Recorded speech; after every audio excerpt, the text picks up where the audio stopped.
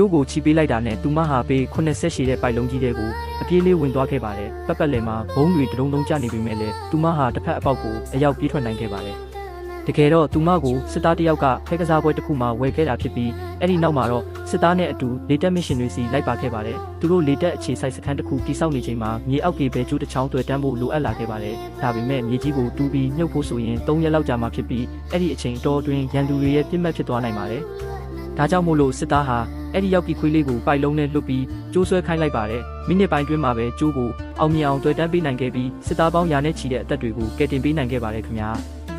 သူကထိုလူစိမ်းသူ့ဘီရိုကုန်းနံပါတ်ရိုက်ထည့်နေတာကိုစောင့်ကြည့်နေခဲ့ပြီးထို့နောက်ဘီရိုကိုဖွင့်ပြီးထိုလူစိမ်းဤဘန်ကတ်ကိုခိုးယူကာသူ၏ဖုန်းကိုလည်းရေထဲနှစ်လိုက်သည်နောက်တစ်ဆင့်အနေဖြင့်သူသည် ATM ဆက်တစ်ခုသို့သွားကာထိုကုန်းနံပါတ်ကိုပင်ရိုက်ထည့်လိုက်ရာမှန်ကန်နေသည်ကိုတွေ့ရသည်ယခုအခါတွင်ထိုလူစိမ်း၏ဖုန်းမှာပျက်စီးသွားပြီဖြစ်၍တတိပေးချက်များမရရှိနိုင်တော့ပေထို့ကြောင့်သူသည်ငွေများကိုအလွယ်တကူထုတ်ယူနိုင်ခဲ့တော့သည်